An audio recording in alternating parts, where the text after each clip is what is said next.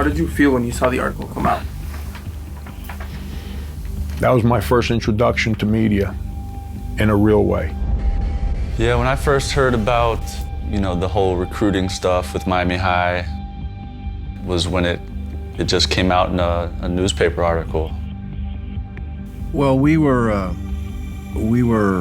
at the state tournament when the story came out, a big, long story in the New Times.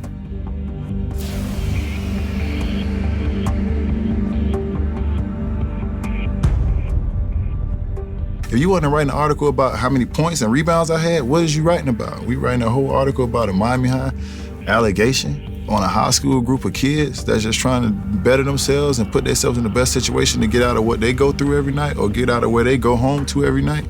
It was an unfortunate incident, in my opinion. It's just surprising that someone can put out a whole bunch of accusations without even talking to the people involved. Never once were we all consulted about what was going on or supposedly was going on, and just all of a sudden just out there in the public be accused of stuff, that wasn't cool. That wasn't the right way to go about things. The whole issue with Blake and that group, when Steve Blake was going to come over from Miami Killian, I called the GMAC, the Greater Miami Athletic Conference, and said, this is a high-profile kid coming to a high-profile program. I want it investigated ahead of time.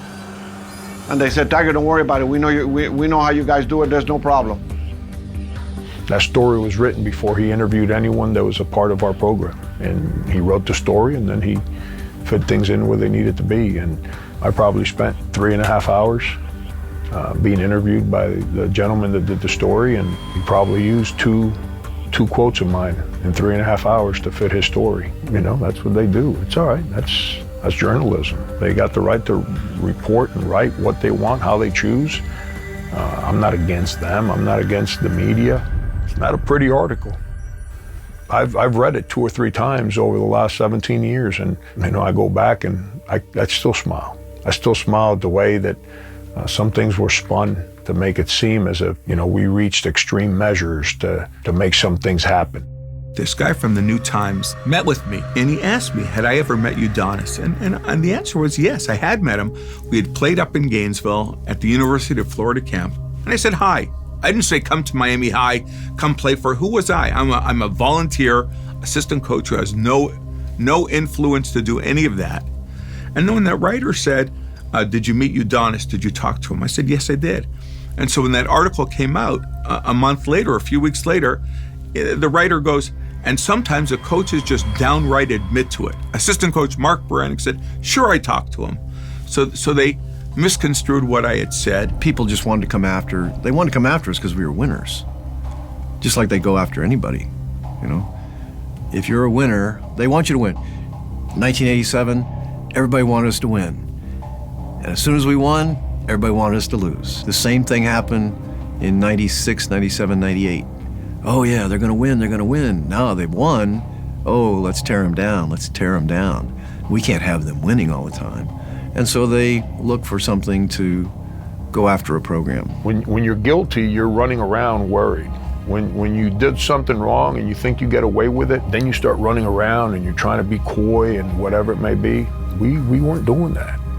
On the contrary, do you think I would have opened the doors to the New Times to come in and do an article on our basketball program if we were trying to hide? That would have happened. On the contrary, I would have built huge walls around the program and not let anyone in, let alone the New Times. Who wants to work hard in everything they do and then someone comes along and just try to say, oh, you're cheating, you're doing this? Like, to anybody, that kind of hurts, especially when you're passionate and you work hard about everything you do. So I felt that he was bothered by it, but he never really showed it. And I think that was one of the drives that made him make us work harder. So it was like, all right, everybody say we're cheating, we'll just go out here and bust their ass even more. I mean, when you winning and when you on top and you beating everybody else's child, of course they mama's gonna complain. You know what I'm saying? And half their kids, we ain't want them anyway. You know how many people came down to school wanting to come to Miami High that Frank was like, get out of here, no, I don't want you. Like some of the kids who mamas and daddies was talking about allegations, they was lined up at the gym trying to come down to school and they wasn't good enough. So now they wanna go snitch and tell and cry. You know what I'm saying? So A lot of that was just based on jealousy, you know what I'm saying? If your son was good enough to be a part of this, then he would have been a part of it. That was just a culmination of, you can argue, the greatest team in the history of the state of Florida. Being the best team in the state, you know, after chasing after it for my first 2 years, to finally get a state championship, that was special. I won 2 state championships back-to-back at Miami High. I won 3 in a row. You know, Miami High was the place to be. You know, word spread around. So when the guy down the street doesn't have his gym open, doesn't have a passion for it, you know, kids start seeing this and they gravitate to you know, the people that put in the work, that want to be successful. Everybody wanted to play for Miami High. We had to tell a lot of kids, we don't have room for you guys. Go play somewhere else. And it happened a lot. That's how good we were. Was, in your thoughts, Miami High the greatest high school basketball team you ever saw? Over the test of time, collectively, they had some very, very, very good teams that were, year in and year out among the best in the United States. So on an annual basis, they certainly, you could make argument. But for their time and for all time, they have to be mentioned in the conversation. Yeah, Shaky and I laugh about that a lot. And he says something that I agree with.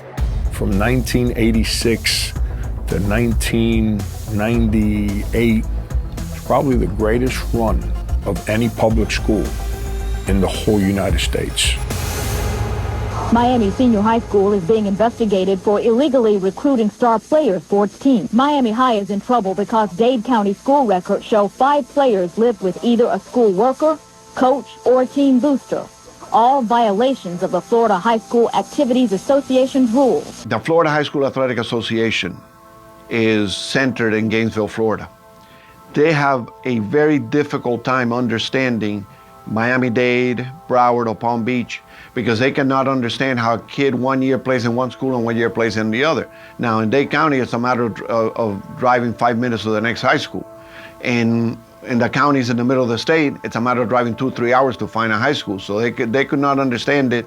And people don't even know I be sitting on the bus stop 5:30 in the morning, trying to catch the bus to Miami High from my grandma's house. And then people don't even know after practice, I have to catch the bus back to my grandma's house. I used to run, because I get dropped off at like 9:30. I run from the bus stop to my grandma's house to make sure I don't get robbed on the way home. How is that recruiting? You can't recruit me to have to run home every night to get robbed. If I do that, that means I want to be there. I ain't finna go to no school you recruit me to and every day I gotta run home so I don't get robbed. That ain't recruiting. If I'm gonna go through that every night, trust me, that's the school I want to go to.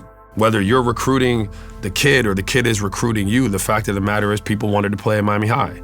They had created a culture. They had created a program that people wanted to be a part of, myself included.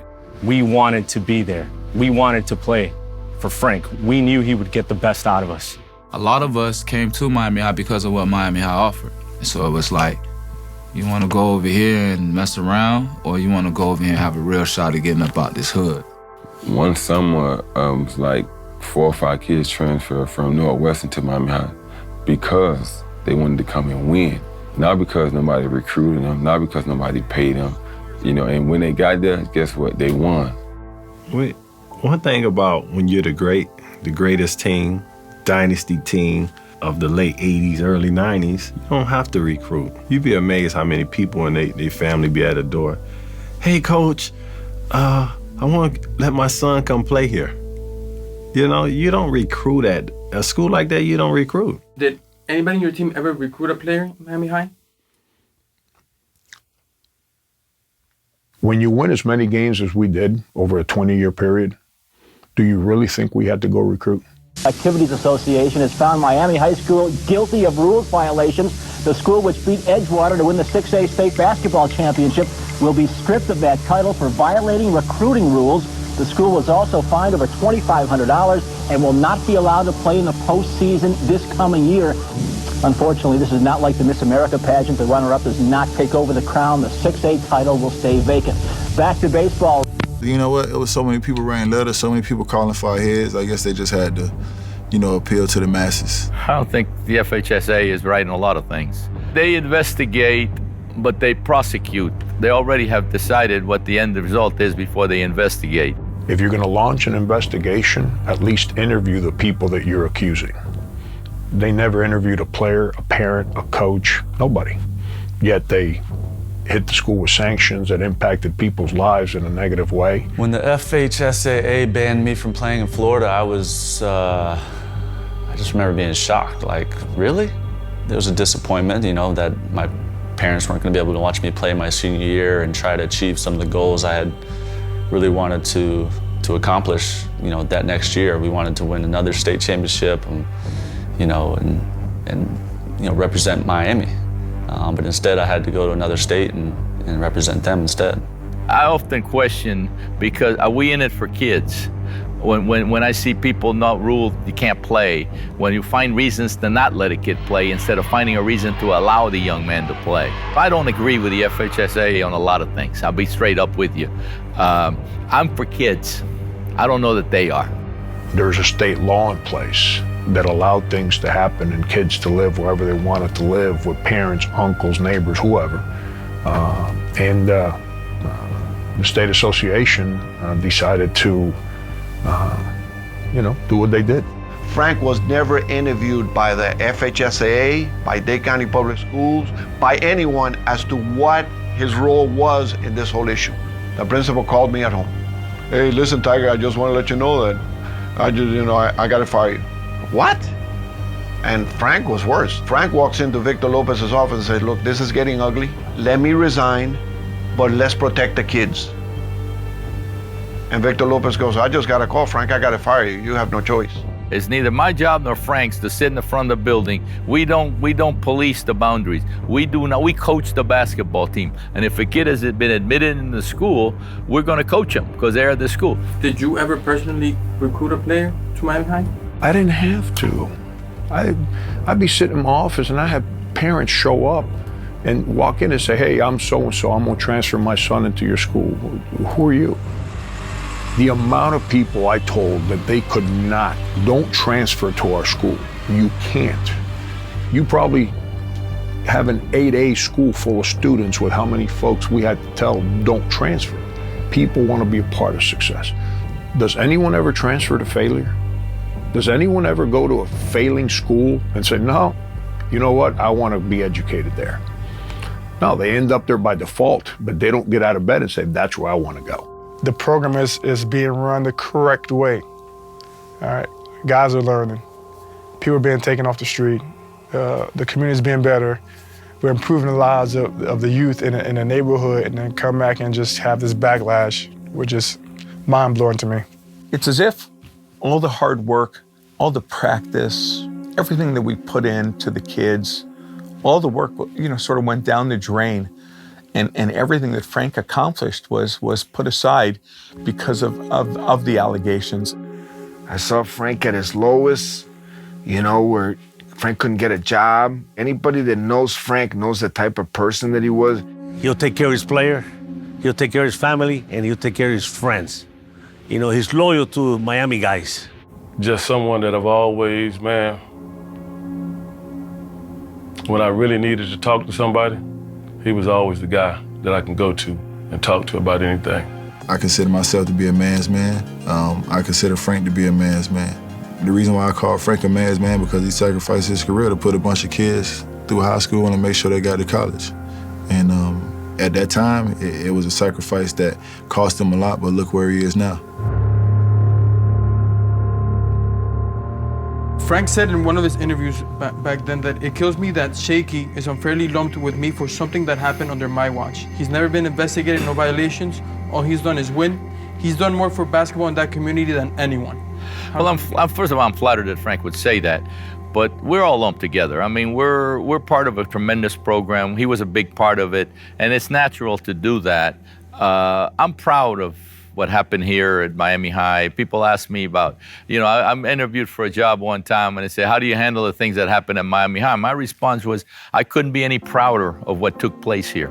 And I say that with pride because I think what we did here was phenomenal. And I think, Frank needs to be the same way. And I feel the same way about that. So if they link me to what Frank did here, I'm proud to be a part of that. He won 3 state championships. Look at those kids. They're all successful today.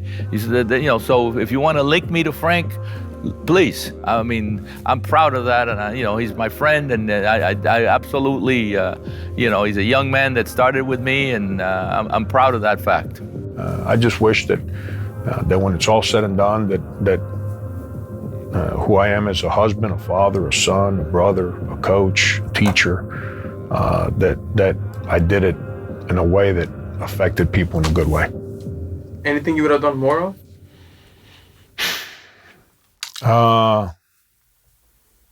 Recruit. No, I'm just like.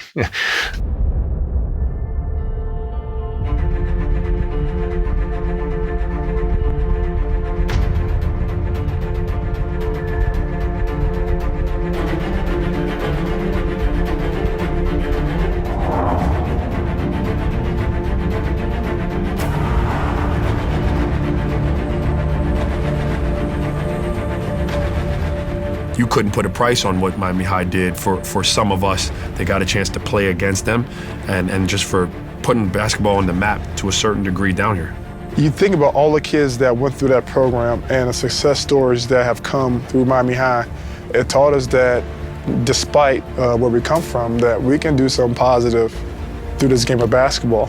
When guys like myself, it paved the way for me to see different.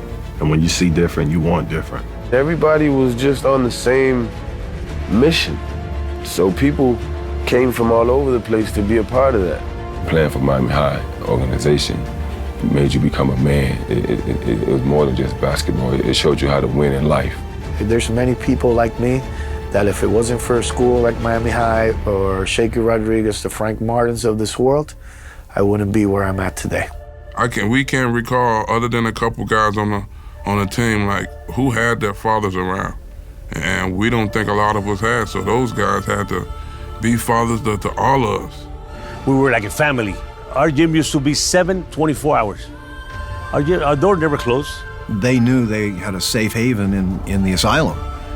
It was the Asylum to everybody else. It was home to us. That coaching staff there made you a better player, but more importantly, a lot of those guys made you a better person. When you talk to people, you talk to them as a person, and you're taking out the coach's side because that's something genuine. It was all about getting the kid out of there and into, the next part of their life where they were going to be successful. And that's why when we see our guys years later being successful as teachers or lawyers or whatever it is, we are very happy for them. We didn't realize what we were doing at the time. We started it because it was a passion for the game, a passion for winning, and it became a passion for kids. It was a brotherhood of selflessness that was built in that gym. 30 years later, now I'm able to see it, how truly special family means, and how much everybody from the coaches to the players, till to this day, care about each other.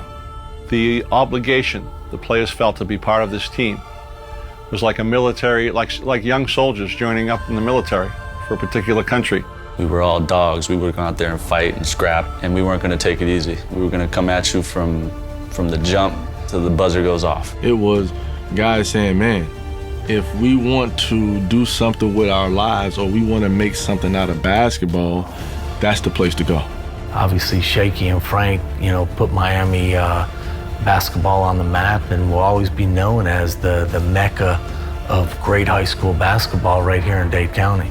We're in the heart of Little Havana, and we get students enrolled in this building on a daily basis from all corners of the world. So to us, it's like a beacon of hope. I wouldn't be sitting here today if not for Miami High. I can't even put it in words. It's a part of me. What would you like history to say about Miami High? What would I like history to say about Miami High? Misunderstood. I mean, I know we looked a little rough around the edges. You talk about high school kids with like gold teeth and dreads and tattoos. Probably don't smile very much. We just wanted a chance to play basketball, and we just wanted a chance to improve our circumstances. So for us, I just felt like we were just a group of misunderstood kids. I felt like the school was misunderstood, you know, the coaching staff, just the whole Miami High era was just misunderstood by a lot of people. Because when you think about the opportunities that a lot of kids had that they wouldn't have had if they wouldn't have went to Miami High, when you think about that, then I don't see nothing wrong with that. You know, the key for any parent and the goal for any high school is to send your kids to the next level. And Miami High provided us that opportunity. So I would say if you didn't go to Miami High, I feel bad for you.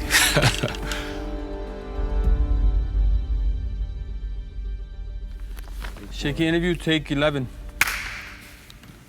Shaky, if you had to do another job, another passion besides coaching, what would it be? I don't know. I think I'm an organized guy. I'm a driven guy. I believe in, but I think passion motivates you to be great at what you do. I tell kids all the time, what would you do in your life if nobody paid you and you still do it? That's what you need to do for a living. I've done that for a living. Don't ever chase money. Chase a dream and money will chase you. Chase your dream. Chase the things that you would do if nobody ever paid you and become so good at it, then money in turn will chase you. So, you know, I've done what I do. I have a passion for this. I mean, if I coach today, it won't be any different. I still feel the same way about it. I still coach it with a passion that I coached it 40 years ago. When we came out in Lakeland, and we received the kind of backing and the kind of ovation that we received from all of you, that game was not won when we went on the floor. That game was won when we were received the way we were received by you. It's a special feeling to win a state championship. But there's a certain kind of feeling that comes with being a Miami High Stingaree.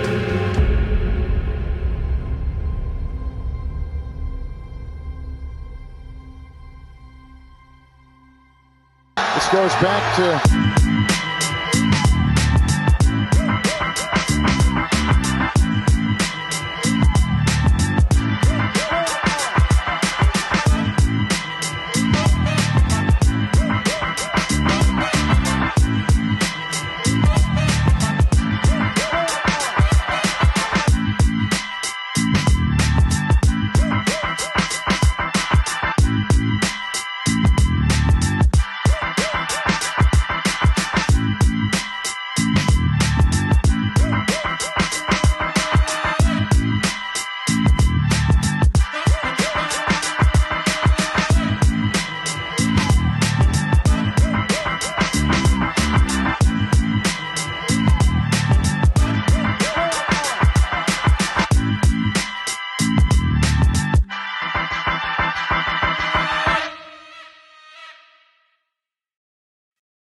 Miami High is a mixture of all cultures, all people from all over the world, mixed in a salad bowl because we all retain our identity. We're not a melting pot. We don't melt away.